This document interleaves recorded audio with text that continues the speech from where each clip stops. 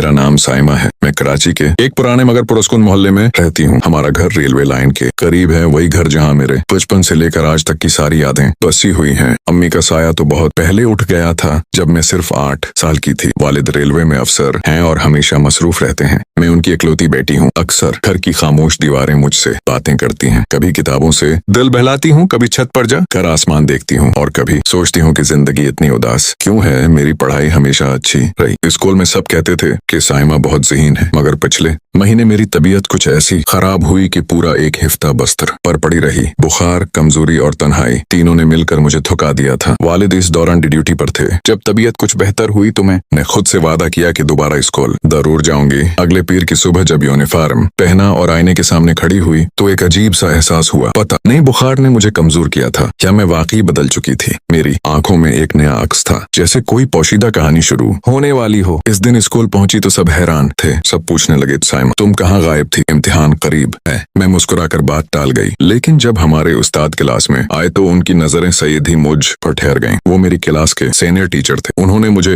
गौर से देखा और बोले, साइमा तुम्हें अंदाजा है एक हफ्ते की गैर हाजिरी तुम्हारे नंबरों पर कितना असर डालेगी? तुम बहुत काबिल हो, मगर मेहनत भी जरूरी है। मैंने दिल में सोचा, काश वो जानते कि मैं वाकई मेहनत करना चाहती हूँ, मगर कसमत ने मौके नहीं दी। छुट्टी के वक्त मैंने हिम्मत करके उनके कमरे में जाकर कहा, सर अगर आप बुरा न माने तो मैं चाहती हूँ कि आप मुझे ट्यूशन पढ़ा दिया करें। मैं चाहती हूँ कि इम्तिहान से पहले पूरा नसाब मुकम्मल हो जाए। सर यासर ने कुछ देर सोचा, फिर बोले, ठीक है साइमा, इतवार की शाम मेरे घर आ जाना। वहाँ कुछ और भी बच्चे होंगे, सबको इकट्ठा पढ़ा दूंगा। मैंने शुक्रिया अदा किया और घर वापस आ गई। वालिद रात को देर से वापस आए। मैंने हिम्मत करके कहा, अबू सर कह रहे थे कि इतवार की शाम ट्यूशन रखेंगे ताकि सब बच्चे मिलकर तैयारी कर सकें। वालिद ने अखबार से नजर उठा कर कहा, हाँ तुम्हारे उस्ताद अच्छे आदमी हैं, अगर वो खुद पढ़ा रहे हैं तो ठीक है, मगर एहतियात से जाना। अगले दिन से दिल में अजीब सी बेचैनी थी। हर लम्हा इतवार का इंतजार था। समझ नहीं आ रही थी कि ये तजस्सुस पढ़ाई के लिए था या कुछ और। इतवार आया। शाम के वक्त में ने दुपट्टा संभाला, किताबें बैग में डाली और घर से निकल गई। उस्ताद का घर ज्यादा दूर नहीं था, तकरीबन 5 मिनट के फासले पर। जब दरवाजा खटखटाया तो कोई जवाब न आया। दोबारा दस्तक दी, मगर खामोशी। दरवाजा हल्का सा खुला हुआ था। मैं अंदर चली गई। सहन में हल्की सी खुशबू थी, शायद इत्र या साबन की। मैंने आवाज दी, सर यासिर, मैं साइमा हूँ। कोई जवाब नहीं आया। अचानक एक कमरे से पानी गिरने की आवाज आई, जैसे कोई नहा रहा हो। मेरे कदम रख गए। कुछ देर बाद बाथरूम का दरवाजा खुला। सर यासिर तौलिया लपेटे बाहर आए। शायद उन्हें अंदाजा नहीं था कि कोई आया है। वो मुझे देखकर चौंक गए। मैं भी हैरान थी। वो घबरा कर बोले, अरे साइमा तुम कब आई हो? मैंने तो आज सब बच्चों को मना कर दिया था। मैं हल्का सा मुस्कुराई और नजरें झुका लें। सर मुझे पता नहीं था, मैं समझी आज क्लास है। वो जल्दी से कमरे में गए, लिबास पहना और वापस आए। बोले, आज ट्यूशन नहीं है, बाकी सबने कैंसिल कर दिया था, तुम कल आ जाना। मैंने खामोशी से उनकी बात सुनी, मगर दिल के किसी कोने में कुछ बदल गया था। मैंने नरमी से कहा, सर अगर क्लास नहीं भी है तो थोड़ा सा नसाब समझा दें, वरना मैं पीछे रह जाऊंगी। वो चंद लम्हे खामोश रहे, फिर बोले, ठीक है आओ बैठो। मैं सोफे पर बैठ गई, वो सामने कुर्सी पर। कमरे में खुशबू फैली हुई थी और पंखे की आवाज माहौल को नरम बना रही थी। वो किताब खोलकर पढ़ाने लगे, मगर नजरें बार बार भटक रही थी। मैं अपने महसूस किया, मगर कुछ कहा नहीं। उन्होंने कहा, कभी कभी इंसान को लगता है कि किस्मत अजीब खेल खेलती है। हम सीधा चलना चाहते हैं, मगर रास्ते खुद पेचीदा हो जाते हैं। मैंने मुस्कुरा कर कहा, सर शायद उसी का नाम जिंदगी है।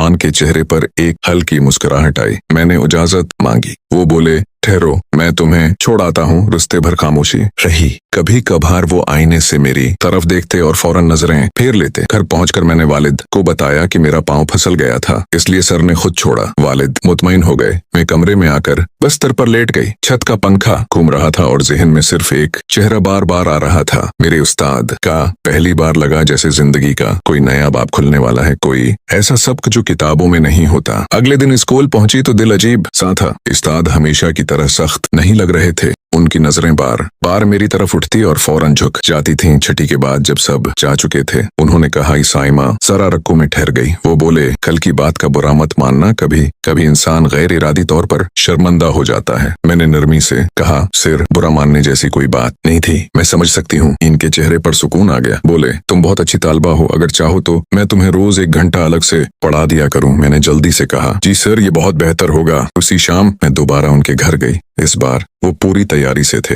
पहले 15 फंट वो संजीदगी से पढ़ाते रहे, फिर बोले, तुम सवाल बहुत दिलचस्प करती हो, जैसे लफ्जों से खेलना जानती हो। मैंने नजरें झुकाएं और कहा, सर शायद लफ्ज भी इंसान की तरह होते हैं, बस उनसे बात करने का सलीका होना चाहिए। उन्होंने कुछ देर मुझे देखा और बोले, साइमा, तुम्हारी सोच तुम्हारी उम्र से बड़ी है। कमरे में एक लम्हे को खामोशी छा गई। शाम का हल्का अंधेरा, किताबों की खुशबू और पंखे की आवाज सब मिलकर एक मंजर बना रहे थे। मैंने कहा, कभी कभी तन्हाई इंसान को जल्दी बड़ा कर देती है। वो मुस्कुराए और बोले, शायद इसीलिए तुम्हारे जुमले दिल को लगते हैं। फिर वो खिड़की के पास गए। बाहर सूरज डूब रहा था। मैंने पूछा, सर आप हमेशा इतनी गहरी बातें क्यों करते हैं? बोले, शायद इसलिए कि सुनने वाला कोई नहीं हो। इस लम्हे मैंने पहली बार महसूस किया कि सिर्फ उस्ताद नहीं बल्कि एक तन्हा इंसान है। हम दोनों अपनी अपनी तन्हाइयों से बात कर रहे थे। मैंने कहा, सर अगर आप इजाजत दें तो मैं कल भी आ जाऊं? बोले, जरूर आओ, मगर देर ना करना। अगले दिन जब गई तो मेज पर 2 कप रखे थे। बोले, आज मैंने तुम्हारे लिए चाय बनाई है। मैंने मुस्कुरा कर कहा, सर शागिर्दों पर आपका खास ख्याल बढ़ता जा रहा है। बोले, अच्छे शागिर्द नायाब होते हैं, इनका ख्याल रखना पड़ता है। फिर पढ़ाई शुरू हुई, मगर आज कुछ मुख्तलिफ था। उनके लहजे में नरमी ज्यादा थी,